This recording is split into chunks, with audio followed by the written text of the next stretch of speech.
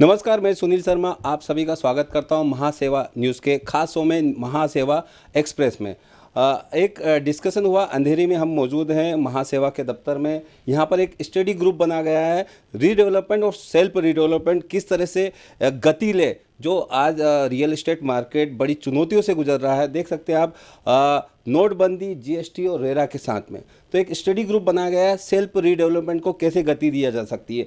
और self redevelopment के लिए एक मजबूत आधार है, वो भी गवर्नमेंट का, महाराष्ट्र शासन का। 13 सितंबर 2019 को ये सर्कुलर जारी हुआ था, जिसमें ये कहा गया कि सेल्फ रीडेवलपमेंट को किस तरह से प्रोत्साहन मिल सके, लेकिन आज तक इसको आगे बढ़ाया नहीं गया, आगे इसको अमल में नहीं लाया जाए, सर्कुलर ही अभी।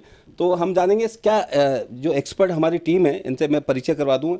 मुकुंद गोडबोले है, आर्किटेक्ट हैं, सीए हैं, एक्सपर्ट्स हैं, ये रियल एस्टेट में तमाम जो ये हर एक स्टेक होल्डर की तरफ से ये एक प्रपोजल देंगे, सबमिट करेंगे सरकार को, उद्धव ठाकरे की सरकार को, कि ये जो सेल्फ रीडेवलपमेंट है इसको गति देना चाहिए। आज जो रियल एस्टेट चुनौतियों से गुजर रहा है वो उसको राहत मिले, हर एक स्टेक होल्डर्स को, जो पुरानी बिल्डिंग है वो सेल्फ रीडेवलपमेंट और रीडेवलपमेंट के जरिए लोगों को राहत मिले और एक नई गति मिले रीडेवलपमेंट को, सेल्फ रीडेवलपमेंट को।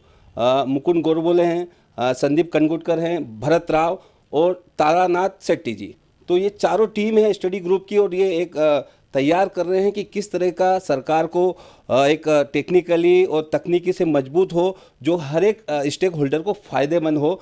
और प्रपोजल भी डेवलपर्स हो या डीएम में जिस तरह के प्रपोजल्स हो रीडेवलपमेंट में, सेल्फ रीडेवलपमेंट में, वो सबके लिए फ़ायदेमंद हो।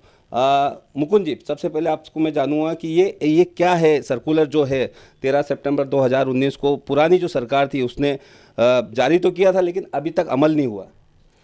सर ऐसा है, लोकसभा इलेक्शन के पहले महाराष्ट्र शासन ने एक डिक्लेयर किया था कि हम हाई पावर कमेटी एक फॉर्म करेंगे और उनके मार्गदर्शन में स्वयं पुनर्विकास को क्या क्या कंसेशंस हम दे सकते हैं उनके लिए उनके जो भी है रिकमेंडेशंस लेंगे।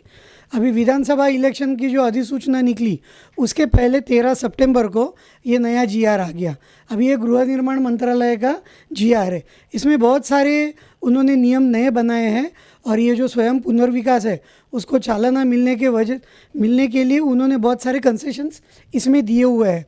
तो हम सब इसका पहला स्वागत करते हैं, मगर ये जो जीआर गृह निर्माण मंत्रालय का है इसका इम्प्लीमेंटेशन होने के लिए ये जो प्लानिंग अथॉरिटीज़ है, कॉरपोरेशन है, म्हाडा है, तो ये लोग बोलते हैं कि इसका इम्प्लीमेंटेशन होने के लिए जो विविध मंत्रालय है, जैसे एडिशनल 10% एक इंसेंटिव एफएसआई दिया है, तो वो हमको देने के लिए हमको अर्बन डेवलपमेंट डिपार्टमेंट मिनिस्ट्री से हमको सर्कुलर चाहिए।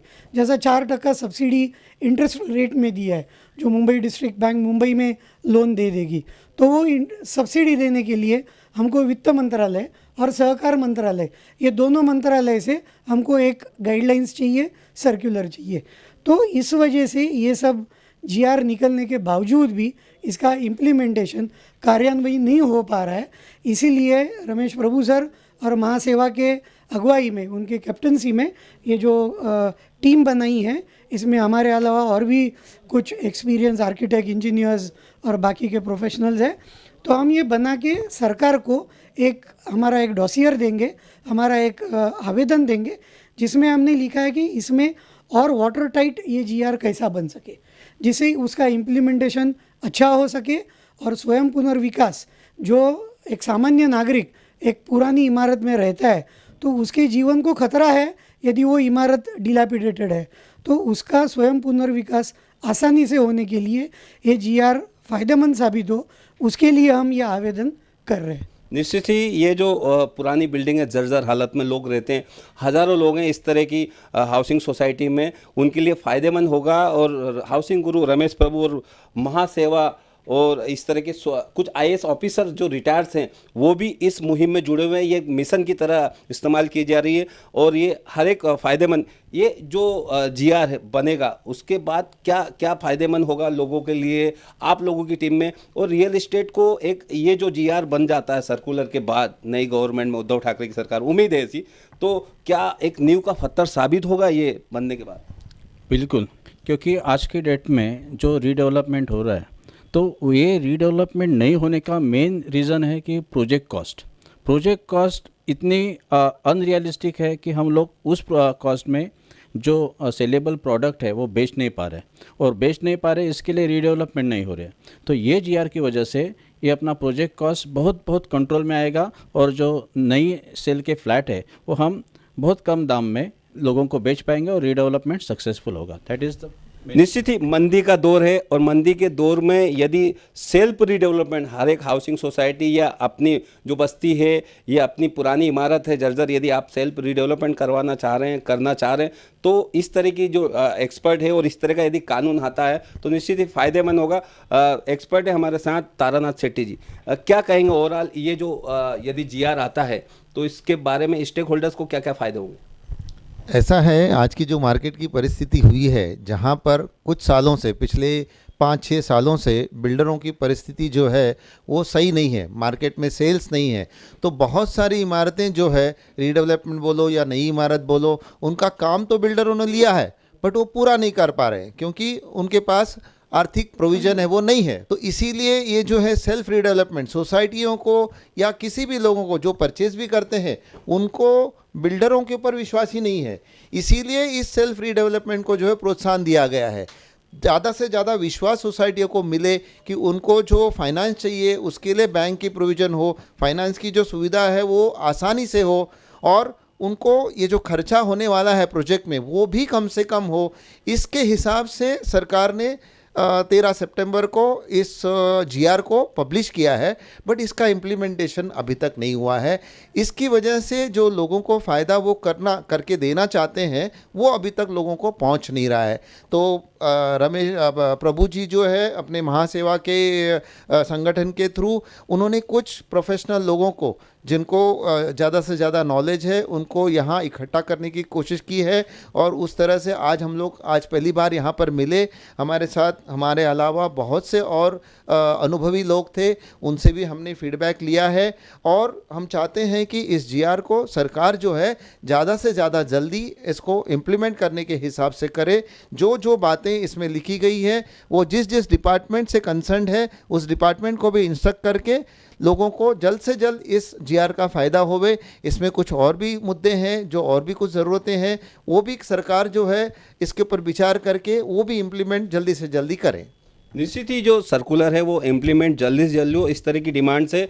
लेकिन क्या कहेंगे, भरत राव जी एक्सपर्ट हैं, आप इस फील्ड में काम करते हैं, रियल एस्टेट में एज ए कंसल्टेंट आर्किटेक्ट हैं, तो क्या कहेंगे ये जो आपके इस स्टडी ग्रुप में कुछ गवर्नमेंट के सरकारी सर्कुलर तो है लेकिन आपने कुछ सरकारी लोगों को जोड़ा है जो आईएएस ऑफिसर है रिटायर, जैसे आज भी कुछ लोग आए थे, सुभाष लाला जी मार्गदर्शन दे रहे हैं, तो क्या कहेंगे कि जो गवर्नमेंट का यदि एक्सपर्ट लोग हैं जो रिटायर्ड्स में यदि इस तरह के इन्वॉल्व होते हैं और अपनी मार्गदर्शन देते हैं, एडवाइस देते हैं, तो निश्चित ही इस तरह के लोगों के भलाई के काम में आगे जीआर बन के, कानून बन के लोगों को फ़ायदेमंद साबित होगा। निश्चित ही फ़ायदेमंद साबित होगा। ये जो हमने किताब भी लाई सुभाष लाला सर के गाइडेंस में, उनका जो योगदान रहा है, हम तो एक्सपर्ट्स थे लेकिन अलग अलग फील्ड से थे, कोई आर्किटेक्ट, कोई सीए, कोई इंजीनियर, लेकिन सबको बिठा के कोऑर्डिनेट कैसे करना, उन्होंने जो मार्गदर्शन हमें दिया उसके हिसाब से हम लोग इनपुट्स देके वो बुक जल्दी ला पाए। रही बात ये सर्कुलर की, जो 13 सितंबर के जीआर के आज हम बात कर रहे हैं और जिसका हम अध्ययन कर रहे हैं, आज सेल्फ रीडेवलपमेंट बहुत नया कंसेप्ट है जो लास्ट 1.5-2 साल में उभरा हुआ है।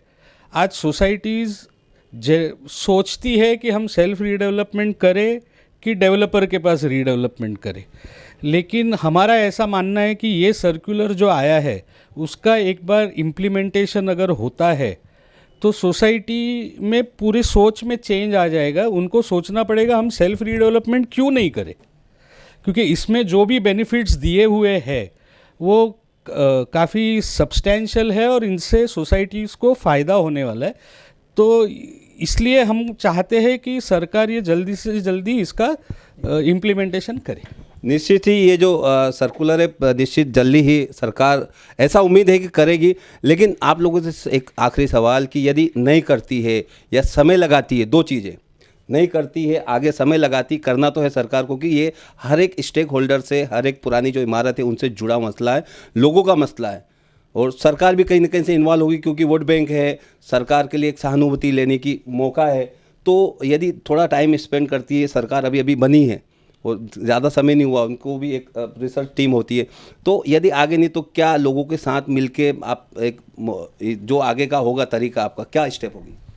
नहीं, वैसा कुछ मुहिम करने की ज़रूरत पड़े ऐसा नहीं लगता है, क्योंकि आज आप देखेंगे सबब में या सिटी में भी जो ऑलरेडी बने हुए बिल्डिंग है वो ऑलरेडी 40 साल से ज़्यादा पुराने हो चुके हैं। तो अब तो इसकी बहुत ज़रूरत है। अगर आप देखेंगे रिसेंटली गवर्नमेंट ने ही काफ़ी सारे डिलेपिडेटेड बिल्डिंग के नाम और लोकेशन के साथ डिक्लेयर किया हुआ है।